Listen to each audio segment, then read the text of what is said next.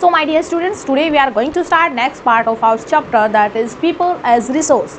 Okay, previous class में हम part 1 कर चुके हैं, कुछ बेसिक जो चीज़ें थी वो हम लोगों ने ऑलरेडी डिस्कस कर ली हैं. आज देखेंगे कि जो ह्यूमन कैपिटल फॉर्मेशन है, एक अच्छे ह्यूमन कैपिटल का फॉर्मेशन हो, एक ह्यूमन कैपिटल अच्छी फॉर्म हो, तो उसके लिए क्या क्या चीज़ें मैंडेटरी होती हैं या किन किन चीज़ों पे हमें ध्यान देने की ज़रूरत है. स्टूडेंट्स देखो, when the existing human resources is further developed by becoming more educated and healthy, we call a human capital formation. क्या बोला गया कि देखिए ह्यूमन जो रिसोर्स होते हैं, राइट, ह्यूमन रिसोर्स सकाल भी था और विलास भी था, दोनों एक ह्यूमन रिसोर्स थे. But when existing human resources further develop by becoming more, जब ह्यूमन रिसोर्स होते हैं उनके ऊपर इन्वेस्टमेंट करके उनको डेवलप किया जाता है, इन द सेंस उनको अच्छी एजुकेशन प्रोवाइड की जाती है, अच्छी हेल्थ फैसिलिटी उनको प्रोवाइड की जाए और अच्छी ट्रेनिंग, अच्छे स्किल्स उनमें डेवलप करवाए जाएँ, जिसके वजह से जो फॉर्मेशन होगी ह्यूमन कैपिटल की वो क्या होगी, एक अच्छी फॉर्मेशन होगी. हम उसको क्या बोल सकते हैं, एक ह्यूमन कैपिटल फॉर्मेशन को एक अच्छी ह्यूमन कैपिटल हम बोल सकते हैं. बट जो ह्यूमन रिसोर्स, हर ह्यूमन रिसोर्स को हम ह्यूमन कैपिटल नहीं बोल सकते, इस चीज़ को ध्यान रखना. नाउ एक एग्जांपल देखो, देखते हैं. एजुकेटेड पेरेंट्स थे, राइट, किसके थे, सकाल के एजुकेटेड पेरेंट्स थे, उन्होंने उसको प्रॉपर न्यूट्रिएंट्स प्रोवाइड करा, प्रॉपर एजुकेशन उसको प्रोवाइड की, राइट, जिसकी वजह से वो गुड अर्निंग वाला पर्सन बना. मतलब ये किस में कन्वर्ट हो गया, ह्यूमन कैपिटल में ये कन्वर्ट हो गया. यहाँ देखो उसके ऊपर इन्वेस्टमेंट की, उसको न्यूट्रिएंट्स, अच्छी हेल्थ प्रोवाइड की गई, उसको अच्छी एजुकेशन प्रोवाइड की गई, राइट, एजुकेटेड पेरेंट्स होने की वजह से उसको अच्छी एजुकेशन प्रोवाइड की गई, जिसकी वजह से जो उसकी आउटकम थी वो क्या हुई, एक अच्छी अर्निंग वाला पर्सन वो बन गया. और उसका इनडायरेक्टली या डायरेक्टली कॉन्ट्रीब्यूशन किस में होगा, सोसाइटी में, राइट. नाउ अब देखते हैं नेक्स्ट. अभी नेक्स्ट क्या बोला गया है कि human capital formation add to the productive power of the country just like physical capital formation. जैसे देखो जो फिजिकल कैपिटल होती है, फिजिकल कैपिटल की हेल्प से क्या होता है, ज़्यादा से ज़्यादा प्रोडक्शन होता है. वैसे ही जो एक ह्यूमन कैपिटल होती है, एक अच्छी ह्यूमन कैपिटल होती है, उसकी वजह से जो कंट्री की ग्रोथ होती है उसमें क्या होता है, पावर ऐड हो जाती है, कि इसकी वजह से अच्छी एक ह्यूमन कैपिटल की वजह से जो कंट्री की जो ग्रोथ होगी वो एक अच्छी ग्रोथ होगी, right. Next physical capital formation क्या है. अब देखो physical capital formation, human capital formation तो कि ह्यूमन रिसोर्स के ऊपर क्या इन्वेस्टमेंट की जाए, अच्छी एजुकेशन उनको प्रोवाइड की जाए, अच्छी हेल्थ फैसिलिटी प्रोवाइड की जाए, अच्छी स्किल्स ट्रेनिंग उनको प्रोवाइड की जाए. बट जो फिजिकल कैपिटल है वो कैसे फॉर्म होगी, राइट, वो कैसे मिलेगी. अब यहाँ देखो सकाल ने अच्छी एजुकेशन गेन की थी, एक कंप्यूटर कोर्स किया था, कंप्यूटर कोर्स की उसको डिग्री मिली है, जिसकी वजह से उसको एक प्राइवेट फर्म में जॉब मिली है. कल को अगर सकाल चाहे तो अपनी एक अलग से कंप्यूटर से रिलेटेड कोई एंटरप्राइजेस चला सकता है, राइट, अलग से अपना काम कोई भी स्टार्ट कर सकता है. तो इसी से यहाँ पे क्या फॉर्म हो रहा है, एक फिजिकल कैपिटल फॉर्मेशन यहाँ पे हो रही है, राइट, क्योंकि वो एक सॉफ्टवेयर कंपनी अपनी अलग से डेवलप कर रहा है. तो जो फिजिकल कैपिटल न्यू जो फिजिकल कैपिटल की फॉर्मेशन हो रही है, किसकी वजह से हो रही है, सकाल की वजह से हो रही है. Next, he has few workers and 5 computers to assist him in his work. अब वो क्या देखो उसने 5 वर्कर्स रखे हैं, दिख रहे हैं यहाँ पे, और 5 कंप्यूटर्स रखे हैं. तो ये जो कंप्यूटर्स हो गए ये क्या हो गए, सब फिजिकल कैपिटल हो गई, फिजिकल कैपिटल फॉर्मेशन हो गई. With this strength of computers and workers he was providing services to 3 big. अब इन्हीं की हेल्प से, राइट, इनके हेल्प से वो क्या कर रहा है, 3 अलग अलग कंपनीज हैं, उन कंपनीज को सर्विस प्रोवाइड कर रहा है. ओके, इन कंप्यूटर्स और इन ह्यूमन रिसोर्स की हेल्प से वो क्या कर रहा है, इन कंपनीज को सर्विस प्रोवाइड कर रहा है. As his business grow, he was in need of more computers. जैसे जैसे उसका बिजनेस जो है वो ग्रो होगा, बढ़ता जाएगा, तो उसको ज़्यादा ह्यूमन रिसोर्स की रिक्वायरमेंट होगी, राइट, उसको ज़्यादा उनकी फिजिकल कैपिटल की रिक्वायरमेंट होगी. अब देखो उसका बिजनेस बढ़ा तो उसने अलग से 2 कंप्यूटर अलग से बाई किए और अलग से 2 ह्यूमन कैपिटल यहाँ पे वर्क कर रही है. In the case of Mr. Sakal, the additional 2 computers employed is referred to as a physical capital formation. देखो रिक्वायरमेंट जो अलग से फॉर्म हुई है, राइट, पहले ऑलरेडी उसने अपना इंटरप्राइजेस स्टार्ट किया था, अपनी कोई कंपनी स्टार्ट की थी, उसमें ऑलरेडी 5 थे. बट जैसे ही उसने 2 कंप्यूटर्स और ऐड किए तो हम इसको क्या बोलेंगे, physical capital formation. Now next, mister Sakal has good health education and skill. Because Sakal के पास एक अच्छी हेल्थ है, उस अच्छी एजुकेशन है, उसके पास स्किल्स हैं, right. All this help in the physical capital formation of his business. और यही सारी चीज़ें क्या, अच्छी हेल्थ, अच्छी एजुकेशन, अच्छी स्किल, अच्छी ट्रेनिंग, यही सारी चीज़ें सकाल की हेल्प करेंगी उसके बिजनेस को ग्रो करने में, उसको फिजिकल कैपिटल फॉर्मेशन करने में। सो सकाल is not just a human resource but a human capital. सकाल को क्या बोल सकते हैं हम, सिर्फ उसको एक ह्यूमन रिसोर्स नहीं बोल सकते, उसको ह्यूमन कैपिटल भी हम बोल सकते हैं, बिकॉज उसके ऊपर प्रॉपर इन्वेस्टमेंट हुआ है। अब देखो हमने पहले पढ़ा था कि ह्यूमन कैपिटल में, ह्यूमन रिसोर्स के ऊपर 3 चीज़ों में इन्वेस्टमेंट होता है, एक एजुकेशन में, राइट, सेकेंड हेल्थ में, थर्ड स्किल। इन चीज़ों में प्रॉपर क्या होता है, इन्वेस्टमेंट होता है, इन चीज़ों के ऊपर प्रॉपर ध्यान दिया जाता है, जिसकी वजह से हम ह्यूमन रिसोर्स को एक ह्यूमन कैपिटल बोल सकते हैं। ओके, नेक्स्ट डिस्कस करते हैं। Human capital formation add to the productive power of the country just like physical capital. ये ऑलरेडी हम देख चुके हैं कि ह्यूमन कैपिटल की वजह से जो फिजिकल कैपिटल फॉर्मेशन होती है, एक प्रोडक्टिव पावर ऐड करती है। Next, investment in human capital add to the productive power to the country just like physical capital. जैसे फिजिकल कैपिटल फॉर्मेशन होते वैसे ही ह्यूमन कैपिटल, जितने ज़्यादा ह्यूमंस के ऊपर हम, यहाँ पर देखो, जितने ज़्यादा लोगों के ऊपर हम अच्छी इन्वेस्टमेंट करेंगे तो उतने ज़्यादा प्रोडक्टिव जो लोग हैं, लोगों में जो स्किल है वो हमारी कंट्री को मिलेंगे, तो हमारी कंट्री की जो ग्रोथ है वो उतनी ज़्यादा होगी।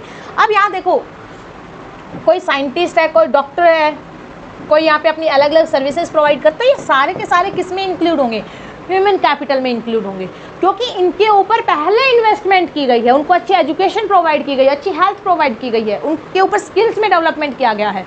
तो अगर हम पूरे चैप्टर में अगर सारी चीज़ें देखेंगे तो इसमें सब 3 चीज़ों पे फोकस किया गया, जो मेन 3 चीज़ें जिसकी वजह से ह्यूमन कैपिटल फॉर्मेशन होती है, एक अच्छी ह्यूमन जो रिसोर्स होता है वो ह्यूमन कैपिटल में कन्वर्ट होता है। वो चीज़ें क्या है, education, health and skill. Now difference between human capital formation and physical capital formation. Human capital formation employ additions to the skills, मतलब स्किल्स में है, देखिए ह्यूमंस के पास तो स्किल्स है, उनके पास तो नॉलेज है, कैपेसिटी ऑफ इंडिविजुअल्स, एक पर्टिकुलर इंडिविजुअल की कैपेसिटी है वर्क करने की, so that they could contribute more efficiently to the production process. अब देखो, इंसान के पास नॉलेज है, स्किल्स हैं, काम करने की क्षमता है, राइट। जब वो अपनी इन्हीं चीज़ों को क्या करता है, इंक्रीज करता है, तो प्रोडक्शन की जो प्रोसेस है वो क्या है, फास्ट हो जाएगी, तो वो इफेक्टिवली एंड एफिशिएंटली वो काम कर पाएगा। नेक्स्ट, फिजिकल कैपिटल फॉर्मेशन कैसे होगी। Physical capital formation refers to additional investment. Additional investment है, बट किस चीज़ में है, forms of sophisticated and advance tools and machineries used in the production process. अब देखो, प्रोडक्शन की प्रोसेस हो रही है, राइट।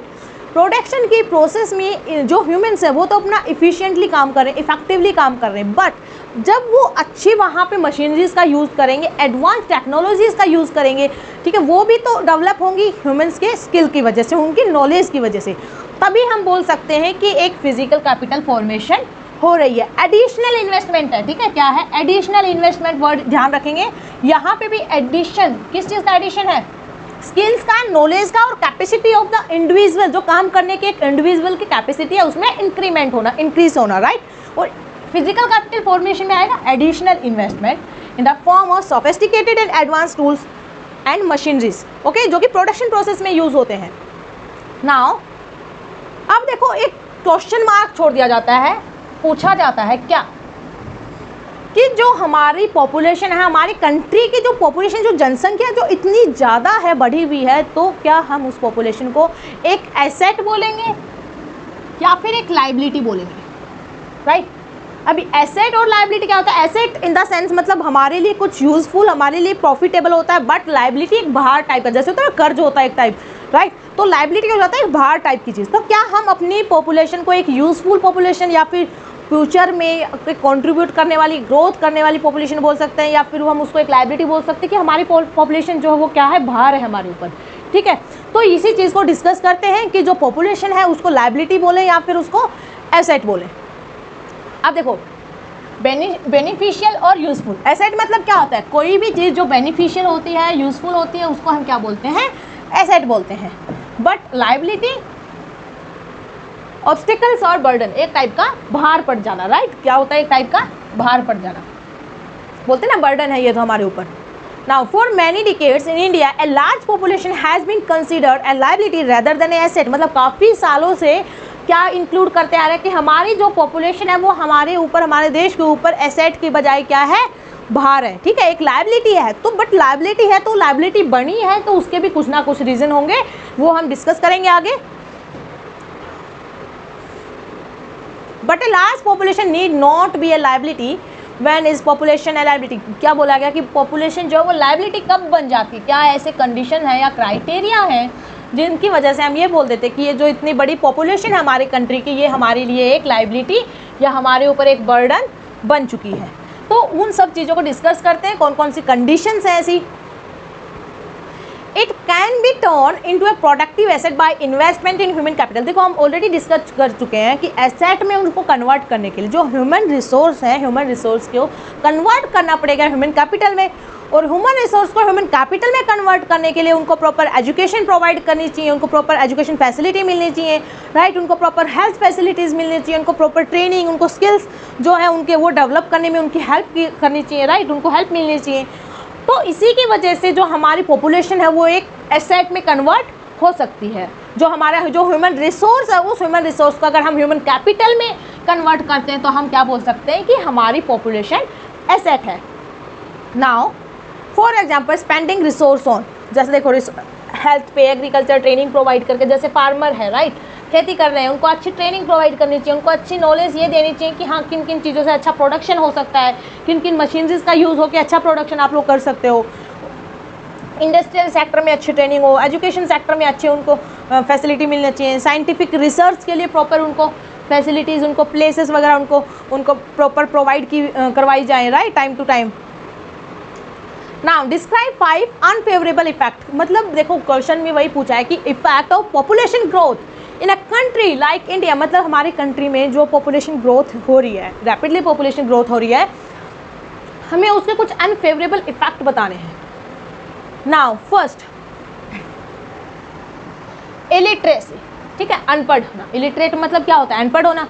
तो हमारे कंट्री में जो इलिटरेसी रेट है वो क्या है, हाई है, हाई इलिटरेसी, एक्सेसिव। देखो क्या है, इलिटरेसी जो रेट है, इलिटरेट जो पीपल है वो क्या है, बहुत ज़्यादा है। तो excessive population growth leads to less education. अगर ग्रोथ पॉपुलेशन में ज़्यादा होगी तो एजुकेटेड पर्सन ऑटोमेटिक धीरे धीरे होना कम हो जाएंगे, राइट। जो अपॉर्चुनिटीज़ मिलेंगी available for students due to the limited educational resources available. अब देखो जो एजुकेशनल रिसोर्सेज हैं वो तो लिमिटेड है, बट जो पॉपुलेशन है और जो सीट है वो देखो सीट अवेलेबल जो है वो लिमिटेड है, राइट। बट जो पॉपुलेशन है वो बहुत ज़्यादा है, जिसकी वजह से जो लोगों को जो सीट है, मान लो 10 सीट है और वहाँ पे अप्लाई करने वाले 30 लोग हैं, तो जो 20 हैं वो तो रह जाएंगे, राइट। उनको जॉब नहीं मिलेगी, उनको प्रॉपर जॉब नहीं मिलेगी, उनको अर्निंग पर्पज़ अच्छा नहीं होगा, अच्छा कमा नहीं पाएंगे वो। तो जो इलिटरेसी जो रेट है वो हाई है, ज़्यादा। अब दूसरी चीज़ होगी गरीबी, poverty. As family size becomes large, poorer families go deeper into poverty as the family income remains the same। देखो फैमिली इनकम सेम है, एक फैमिली में एक फैमिली में 7 या 8 लोग हैं, कमाने वाला इंसान एक है, बाकी 5 या 6 लोग बैठ के खाने वाले हैं, वो कुछ प्रोडक्टिव काम नहीं कर रहे हैं। तो उस जो फैमिली की कंडीशन है इन फ्यूचर कैसी होती जाएगी, एक पुअर कंडीशन में कन्वर्ट हो जाएगी, राइट। तो उसको बोल सकते हैं पॉवर्टी। धीरे धीरे वो कंडीशन गरीबी में कन्वर्ट, अगर उनमें से कोई ये नहीं सोचेगा, जो बाकी लोग हैं वो प्रोडक्टिव काम नहीं करेंगे, तो उस फैमिली की कंडीशन पॉवर्टी या फिर गरीबी में कन्वर्ट होती जाएगी। तो क्या बोला कि जैसे जैसे फैमिली साइज इंक्रीज हो रहे, बढ़ रहे हैं, वैसे वैसे जो फैमिलीज में जो इनकम है वो तो रिमेन है, सेम है, सेम, बट जो फैमिली की साइज है वो बढ़ रही है, राइट। तो इस वजह से क्या है, फैमिली में जो, क्योंकि सबकी देखो जो रिक्वायरमेंट्स हैं वो पूरी नहीं हो पाएंगी, राइट। तो इस वजह से धीरे धीरे जो इम्पोर्टेंट चीज़ें हैं, जो बेसिक नीड्स हैं वो भी फुलफिल ना होने की वजह से कंडीशन वर्स्ट होती जाएगी। नाउ अनएम्प्लॉयमेंट मतलब काम ना मिलना, ठीक है, रोजगार ना मिलना, काम ना मिलना।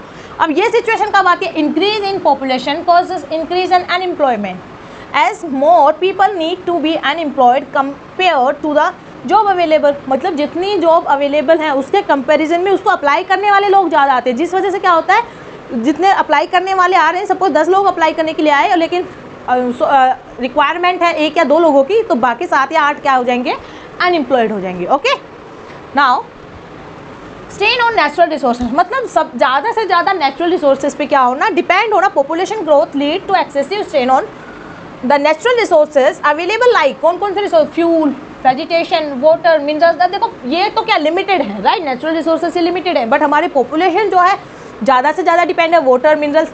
अब धीरे धीरे क्या होगा, जो रिसोर्सेज लिमिटेड, पॉपुलेशन हाई, तो इस वजह से इन चीज़ों की क्या होना स्टार्ट हो जाएगी, कमी होना स्टार्ट हो जाएगी।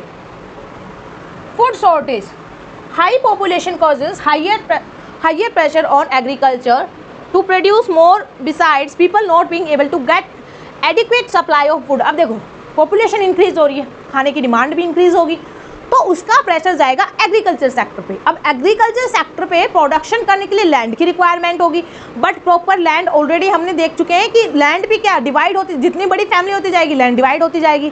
तो ये डायरेक्ट क्या, इससे क्या सोल्यूशन निकलता है, डायरेक्ट इनडायरेक्टली इससे हमें क्या चीज़ पता चलती है कि जो फूड की जो शॉर्टेज है वो इन फ्यूचर इंक्रीज होगी, बढ़ती जाएगी। तो बच्चों देखो ये जो मेन जो 5 पॉइंट्स हैं हमारी जो पॉपुलेशन है, पॉपुलेशन ग्रोथ के लिए अनफेवरेबल कंडीशंस, ठीक है, अनफेवरेबल इफेक्ट्स हमारी जो पॉपुलेशन ग्रोथ हो रही है कंट्री की। तो मेन कौन कौन से 5 है, पहले illiteracy, poverty, unemployment, strain on natural resources, food shortage. Okay, ये मेन 5 पॉइंट्स हैं। इन मेन 5 पॉइंट्स को याद रखना अच्छे से, illiteracy, poverty, unemployment, strain on natural resources and food shortage. तो ये 5 पॉइंट्स हैं, एग्जाम में अगर लिखने के लिए आए तो इन 5 पॉइंट्स को याद रखना, बाकी आप लोग अपनी समझ से मुझे पता है कि आंसर को अच्छे से फ्रेम कर लोगे। नाउ अब यहाँ पे देखो जापान के केस स्टडी देखते हैं। जापान के पास इतने नेचुरल रिसोर्स नहीं है, राइट, फिर भी जापान की जो ग्रोथ है, जो इकोनॉमिक कंडीशन है वहाँ पे लोगों की जो इकोनॉमिकली जो कंडीशन है वो बाकी कंट्रीज़ के कंपेरिजन बहुत अच्छी है। बिकॉज उसका एक जो मेन रीज़न है वो यही है कि जापान के पास नेचुरल रिसोर्स तो नहीं है, बट उन्होंने जो फोकस किया वो किस चीज़ पे किया, जो उनके पास ऑलरेडी जो ह्यूमन रिसोर्स है उसको डेवलप करने पे उन्होंने फोकस किया। मतलब उन्होंने अपनी जो पॉपुलेशन है उसको प्रॉपर हेल्थ फैसिलिटी प्रोवाइड करवाई, उनके हेल्थ का ध्यान रखा गया है, उनकी एजुकेशन का ध्यान रखा गया, उनमें स्किल्स डेवलप करवाए गए हैं, उनको हर चीज़ में ट्रेन किया गया, जिसकी वजह से उसका डायरेक्ट जो उसका बेनिफिट मिल रहा है वो किसको मिल रहा है, कंट्री को मिल रहा है। ओके, तो इसमें जो जापान के जो केस स्टडी है उसको देखते हैं, डिस्कस हम ऑलरेडी कर चुके हैं कि मेन चीज़ें क्या क्या है इसमें। अब यहाँ देखो जापान यहाँ है, मैप में देख सकते हो आप लोग। Countries like Japan have invested in human resources. Japan ने कहाँ इन्वेस्ट किया है, ह्यूमन रिसोर्स में इन्वेस्ट किया है। Okay, they did not have any natural resources. क्या बोला गया कि उनके पास किसी टाइप का नेचुरल रिसोर्स नहीं है। आफ्टर दैट उन्होंने किस चीज़ के ऊपर इन्वेस्ट किया, ह्यूमन रिसोर्स के ऊपर इन्वेस्ट किया, जिसकी वजह से उनकी कंट्री को प्रोडक्शन में मोर प्रोडक्शन करने में हेल्प मिली है। कंडीशन ये थी उनके पास नेचुरल रिसोर्स की अवेलेबिलिटी नहीं थी।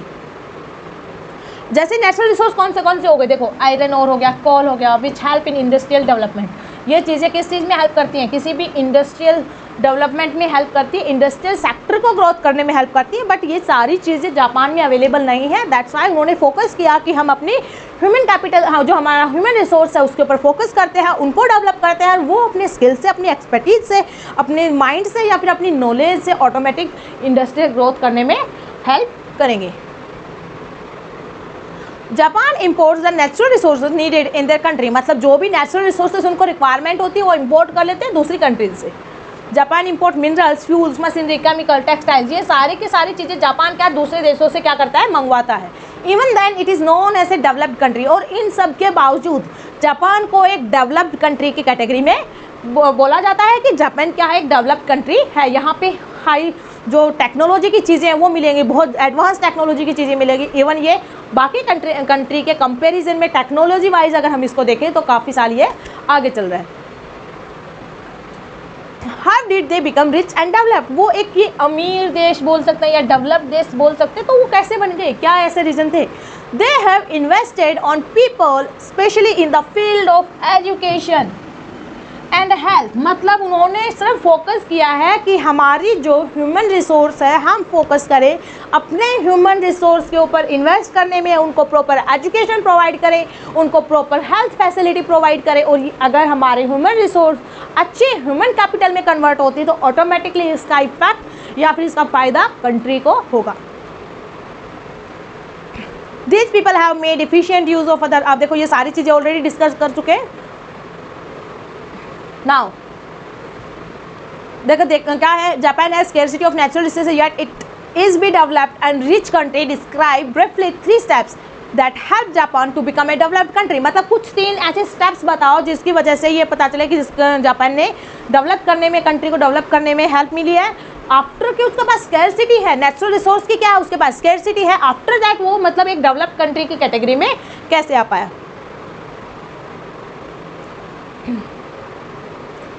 नाउ अब यहाँ देखो, Japan is a developed country besides having scarcity of resource. Scarcity of resource होने के बाद भी डेवलप्ड कंट्री है। सीक्रेट ऑफ जापान, उसके सीक्रेट क्या है? Honesty, dedication and commitment. मतलब जो उन्होंने काम के प्रति उनकी डेडिकेशन है, जो हार्ड वर्क है, जो कमिटमेंट है उनके, वो क्या है? बहुत बहुत क्या है? ऑनेस्टली से वो लोग काम करते हैं। Next, Japan has made use of both. किसका यूज़? एजुकेशन का यूज़ एंड हेल्थ का यूज़।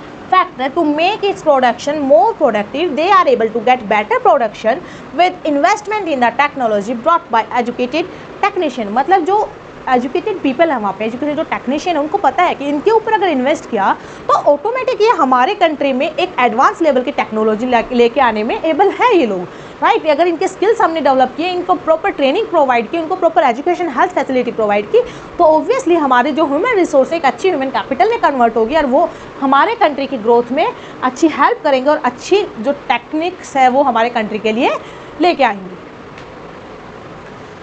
अब देखो कुछ इकोनॉमिक एक्टिविटीज़ देखते हैं। नाउ सकाल कोटि जो भी ना चाहिए तो ऐसे बेसिक सा है, नॉर्मल सा। नेक्स्ट इंपॉर्टेंट देखते हैं कि कुछ, अच्छा देखो 3 जो हमारी मेन एक्टिविटीज़ होती हैं 3 सेक्टर में डिवाइड होती हैं, राइट। जो इकोनॉमिक एक्टिविटी है, नॉन इकोनॉमिक एक्टिविटी, ये 2 टाइप की एक्टिविटीज़ हो गई। फर्स्ट होती है economic, second one is non economic activity. But ये जो इकोनॉमिक नॉन इकोनॉमिक एक्टिविटीज़ हैं, इससे पहले हम देखते हैं जिन सेक्टर में डिवाइड होती है। फर्स्ट होता है primary sector. The various activities have been classified into 3 main sectors। जो एक्टिविटीज़ हैं 3 मेन सेक्टर्स में डिवाइड हैं। First primary sector, secondary sector and tertiary sector. अब ये देखते हैं प्राइमरी सेक्टर में कौन कौन सी एक्टिविटीज़ आती हैं, सेकेंडरी सेक्टर में कौन कौन सी एक्टिविटीज़ आती हैं, टर्सरी सेक्टर में हम कौन सी एक्टिविटीज़ को इंक्लूड करते हैं। नाउ स्टूडेंट्स, फर्स्ट ये ऑलरेडी देख लिया, secondary sector and tertiary sector. Now primary को डिस्कस करते हैं। Primary sector includes agriculture, forestry, animal husbandry, fishing, poultry farming and mining, right। अब देखो सिंपल से वर्ड्स में देखें तो सारी एक्टिविटीज़ जो बाई नेचर हमें मिलती हैं, राइट, उनमें हम कुछ छेड़खानियाँ नहीं करते या कुछ अपनी ओर से एड ऑन नहीं करते। उनमें बाई नेचर से हम उनको, जैसे फिशिंग हम मछलियाँ बनाते थोड़ी ना, तालाब से निकालते हैं, खेती करते हैं बाई नेचर, हम लैंड पे करते, तो जो नेचर से रिलेटेड मान लो उनको, ठीक है। ऐसी एक्टिविटीज़ को हम प्राइमरी एक्टिविटीज़ में इंक्लूड करते हैं। Next secondary activities. Secondary activities में एक सिंपल सा वर्ड मैन्युफैक्चरिंग वर्ड को आप लोग याद रख सकते हो कि जो भी चीज़ें जैसे प्राइमरी से, जैसे एग्रीकल्चर में गेहूं वगैरह निकाला या राइस वगैरह का प्रोडक्शन हुआ तो उसको कन्वर्ट करना आ गया तो राइस फ्लोर बना देना, या फिर बाकी और चीज़ों में कुछ अलग अलग उसके प्रोडक्ट में उनको कन्वर्ट कर देना, तो मैन्युफैक्चरिंग से रिलेटेड आप लोग उसको मान सकते हो कि जो सेकेंडरी जो सेक्टर होगा उसमें एक वर्ड याद रखना, मैन्युफैक्चरिंग। ओके, ये तो सारी वही एनिमल हस्बेंड्री, फिशिंग, ये सब इंक्लूड होंगी प्राइमरी सेक्टर में। नाउ सेकेंडरी में देखो मैन्युफैक्चरिंग इंक्लूडेड, क्या है इसमें मेन वर्ड याद रखना, जो मैन्युफैक्चरिंग से रिलेटेड जितनी भी चीज़ें होंगी वो सारी किस में आएंगी, सेकेंडरी में आएंगी। नाउ टर्सरी में क्या आएंगी, देखो जितनी भी सर्विसेज होती हैं, राइट, कम्युनिकेशन हो गया, कम्युनिकेशन की सर्विस हो गई, ट्रांसपोर्टेशन की हो गई, स्टोरेज की हो गई, वेयर हाउस की स्टोरेज होगा, टूरिज्म की हो गई, या फिर एजुकेशन हेल्थ की हो गई, तो इंश्योरेंस हो गई, बैंकिंग हो गई। तो ये जितने भी सर्विसेज हैं, एक वर्ड याद रखना, जितने भी सर्विस वर्ड याद रखना, जितनी भी सर्विसेज होंगी सारी टर्सरी सेक्टर में आएंगी। प्राइमरी में क्या आएंगी, सारी नेचुरल से रिलेटेड होंगी, सेकेंडरी में मैन्युफैक्चरिंग से रिलेटेड, एंड टर्सरी में जितनी भी सर्विसेज है सारी इंक्लूड होंगी टर्सरी सेक्टर में। नेक्स्ट, अब देखो the activities in this sector result in the production of goods and services. अब देखो किस चीज़ का, प्राइमरी सेक्टर का बोला गया है, ठीक है। अब इनको डिस्कस कर लेते हैं प्राइमरी सेक्टर से। क्या बोला गया, the activities in this sector resulted in the production of goods, मतलब इस सेक्टर में जो भी activities of goods and services को प्रोडक्शन करने में, प्रोड्यूस करने में हेल्प करती है। इकोनॉमिक, अच्छा देखो economic activities add value to the national income and so are called. First देखो पहले डिस्कस कर लेते हैं। देखो ये चीज़ें ऑलरेडी हमने देख ली, प्राइमरी सेकेंडरी एंड टर्सरी क्या क्या होती हैं? प्राइमरी सारी एग्रीकल्चर या फिर नेचर से रिलेटेड हम बोल सकते हैं, इसमें सारी मैन्युफैक्चरिंग से रिलेटेड हो गई, टर्सरी में सारी की सारी सर्विसेज से रिलेटेड हो गई।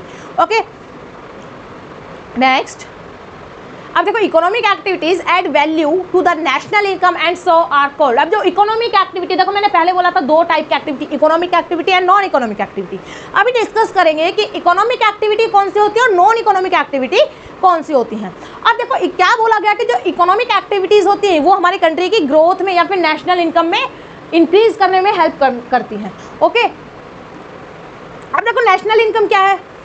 National income is the money value, मतलब value in the form of money, पैसे के फॉर्म में, all the goods and services produce in the economy in a year, मतलब एक पर्टिकुलर ईयर के अंदर जो भी गुड्स एंड सर्विसेज प्रोड्यूस हो रही है उनकी value in a form of money, that is called national income. Okay, I hope आप लोगों को डेफिनेशन समझ में आ गया होगी। नेशनल इनकम क्या होगी? वन पर्टिकुलर 1 ईयर या फिर 1 ईयर, ये year next year next year, मतलब इसमें इंक्लूड करेंगे 1 ईयर, एक साल के अंदर जो भी गुड्स एंड सर्विसेज प्रोड्यूस हो रही है उनकी जो वैल्यू काउंट होगी, किस फॉर्म में काउंट होगी? मनी फॉर्म में काउंट होगी, जिसको हम क्या बोलते हैं? नेशनल इनकम बोलते हैं। Now what are the various activity undertaken to primary sector, secondary sector and tertiary sector. अब देखो ये ऑलरेडी डिस्कस कर चुके हैं कौन कौन सी एक्टिविटीज आती है इसमें, एग्रीकल्चर, फॉरेस्ट्री, एनिमल हस्बेंड्री, ये आप लोग देख लेना वीडियो को बैक करके, स्लाइड बैक करके आप लोग अच्छे से उसको नोट कर लेना। अब देखो इकोनॉमिक एक्टिविटीज हैव 2 पार्ट्स। देखो 2 एक्टिविटीज हैं, एक तो इकोनॉमिक, एक हो गई नॉन इकोनॉमिक। ठीक है, इकोनॉमिक और नॉन इकोनॉमिक एक्टिविटीज क्या होती है? इकोनॉमिक एक्टिविटीज के 2 पार्ट्स बोले गए हैं कि 2 पार्ट्स होते हैं। अब यहां देखो इकोनॉमिक एक्टिविटीज को डिस्कस करते हैं। Market activities and non market, कुछ एक्टिविटीज ऐसी होती है जो मार्केट की एक्टिविटीज होती है और कुछ एक्टिविटीज ऐसी होती है जो नॉन मार्केट एक्टिविटीज होती हैं। अब इन दोनों में डिफरेंशिएट क्रिएट करते हैं कि मार्केट एक्टिविटीज कौन सी होती है और नॉन मार्केट एक्टिविटीज कौन कौन सी होती हैं। अब देखो मार्केट एक्टिविटीज में फर्स्ट होगा प्रोडक्शन। सपोज प्रोडक्शन हुआ यहाँ पे 100 kg का प्रोडक्शन, उसको सेल किया, कहाँ जाके? मार्केट में जाके सेल किया, कितना? 70, 100 kg वो प्रोडक्शन हुआ था, बट सेल कितना हुआ है, कितना बेचा है? 70 kg बेचा है। अब यहाँ देखो 70 kg बेचने के बदले में किसान को यहाँ पे क्या मिल रहे हैं? पैसे मिल रहे हैं, ऑब्वियसली मनी फॉर्म में इंक्लूड हो रही है ना, मनी वैल्यू, मनी फॉर्म में वैल्यू इंक्लूड हो रही है। इस एक्टिविटी को हम बोलेंगे मार्केट एक्टिविटी। अब वहीं देखो नॉन मार्केट एक्टिविटी में देखते हैं नॉन मार्केट। अब यहाँ पे देखो 70 kg था, अब यहाँ देखो 3 उन्होंने घर पे कंजम्पशन के लिए रख लिया, अपने कंजम्पशन के लिए। 100 kg में से 70 kg उन्होंने जाके मार्केट में भेजा, जिसको बदले में उनको पैसे मिले, तो इसको बोलेंगे इकोनॉमिक एक्टिविटी में इंक्लूड करेंगे, बट मार्केट एक्टिविटीज़ में ये इंक्लूड होगी। बट वहीं पे जो 30 kg रिमेनिंग उन्होंने सेल्फ कंजम्पशन के लिए रखा हुआ है, इसको हम क्या बोलेंगे? क्या बोलेंगे इसको? नॉन मार्केट एक्टिविटी, क्योंकि ये मार्केट में थोड़ा ना जा रहा है, ये प्रोडक्ट मार्केट में नहीं जा रहा, तो उसको उसके पैसे थोड़ी ना मिल रहे हैं, तो इसलिए ये नॉन मार्केट में इंक्लूड होगा। Both market and non market activities are known as economic activities, मतलब जितनी भी मार्केट या नॉन मार्केट एक्टिविटीज होती है उनको हम किस में इंक्लूड करेंगे? इकोनॉमिक एक्टिविटीज में इंक्लूड करेंगे। नाउ अब देखो market activities involve remuneration to anyone who perform. अब देखो इसका मतलब क्या होता है? एक्टिविटी परफॉर्म फॉर पे और प्रॉफिट, मतलब ऐसी एक्टिविटीज जो किस काम के लिए की जाती है? कुछ चीज़ें पे करने के लिए या प्रॉफिट अर्न करने के लिए की जाती है, right? These include production of goods and services including government services, मतलब इसके अंदर इंक्लूड होते हैं सारे गुड्स एंड सर्विसेज का प्रोडक्शन, इवन जो गवर्नमेंट सर्विसेज होती हैं वो भी इसके अंदर इंक्लूड होती हैं। नाउ नॉन मार्केट एक्टिविटीज़, अब ये नॉन मार्केट एक्टिविटीज़ के देखो एक एग्जांपल तो हमने देख लिया नॉन मार्केट एक्टिविटीज़ क्या होती है, इसको डिटेल्स में देखते हैं कि नॉन मार्केट एक्टिविटीज़ क्या होती हैं। Activities are the non market activities are the production for self consumption, मतलब ऐसा प्रोडक्शन जो प्रॉफिट अर्न के पर्पज से नहीं किया जाता। किस पर्पज से किया जाता है? सेल्फ कंजप्शन के पर्पज से किया जाता है। Now distinguish between economic and non economic activity. अब जो इकोनॉमिक एक्टिविटी है, जो नॉन इकोनॉमिक एक्टिविटी है, उसके बिटवीन एक डिफरेंस क्रिएट करते हैं कि दोनों क्या होती हैं। अब यहाँ देखो इकोनॉमिक में क्या होगा? Production of goods and services which add value to the national income, मतलब जिसका फायदा नेशनल इनकम में होता है, जिसकी जो मनी फॉर्म में जो वैल्यू होती है वो नेशनल इनकम में ऐड होती है, तो ऐसी एक्टिविटीज़ को इकोनॉमिक एक्टिविटीज़ बोला जाता है। Economic activities are those activities which are perform for pay, या फिर किस चीज़ के लिए एक्टिविटीज परफॉर्म की जाती है। Economic activity obviously profit earn के पर्पज से की जाती है। तो जो भी एक्टिविटी जो प्रॉफिट अर्न के पर्पज से की जाती है उसको हम क्या बोलते हैं, इकोनॉमिक एक्टिविटी की, उसको इकोनॉमिक एक्टिविटी में उसको इंक्लूड करते हैं। Now non economic activities do not add to the national income as they are only for self consumption, मतलब सेल्फ कंजप्शन के लिए की जाती है, उसका नेशनल इनकम में कोई भी उसको ऐड नहीं किया जाता। Non economic activities do not involve any transfer of goods and services for money और any other kind of remuneration. अब क्या बोले, इसमें कोई भी पैसे के लिए transfer of goods and services नहीं होता, ठीक है। इस टाइप की एक्टिविटीज़ को हम क्या बोलेंगे, नॉन इकोनॉमिक एक्टिविटीज़ में उसको इंक्लूड करेंगे।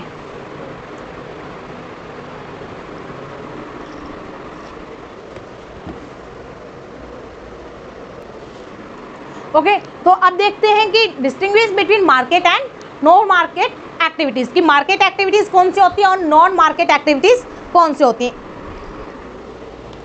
नाउ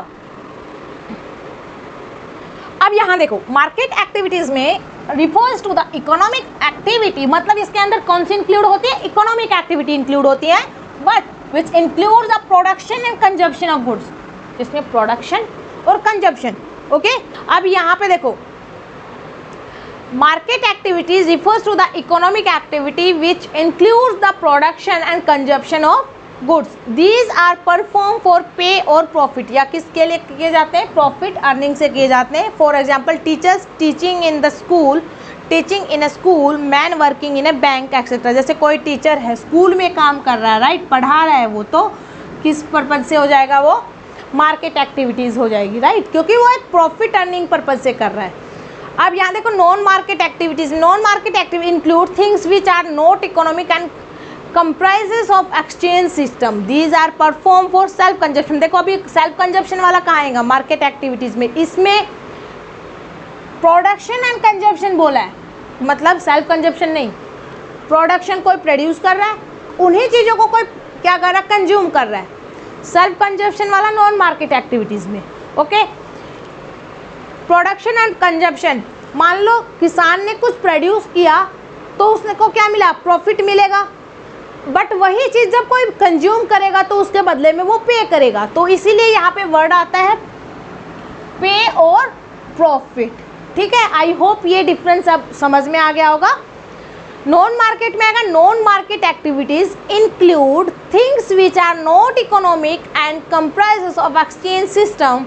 मतलब क्या होता है कि इसमें नॉर्मली सिंपल वर्ड्स में देखें तो ऑल दोज एक्टिविटीज़, राइट, मतलब जो सिर्फ सेल्फ कंजप्शन के लिए परफॉर्म की जाती हैं, all those activities perform for self consumption. For example farming में या प्राइमरी सेक्टर में कुछ ऐसा प्रोड्यूस करना, जो प्रोडक्ट होते हैं प्रोड्यूस करना, कुछ उनमें से सेल्फ कंजप्शन के लिए, जैसे हमने पहला एग्जांपल क्या देखा था, किसान ने 100 kg का प्रोडक्शन किया जिसमें से उसने 70 kg मार्केट में सेल कर दिया था, बाकी 30 kg उसने सेल्फ कंजप्शन के लिए अपने पास रख लिया था। तो वो जो 30 kg था वो होगी नॉन मार्केट एक्टिविटी और जो 70 kg था वो होगा मार्केट एक्टिविटीज़ में इंक्लूड। ओके ना स्टूडेंट्स, जो डिवीज़न ऑफ लेबर्स है वो हम देखेंगे नेक्स्ट क्लास में। आई होप कि नेक्स्ट क्लास में हमारा जो ये पूरा चैप्टर है ये कवर हो जाएगा। इस क्लास में हम इतना ही करेंगे, बाकी नेक्स्ट क्लास में अपना चैप्टर है उसको हम कंप्लीट कर लेंगे कुछ इंपॉर्टेंट क्वेश्चंस के साथ।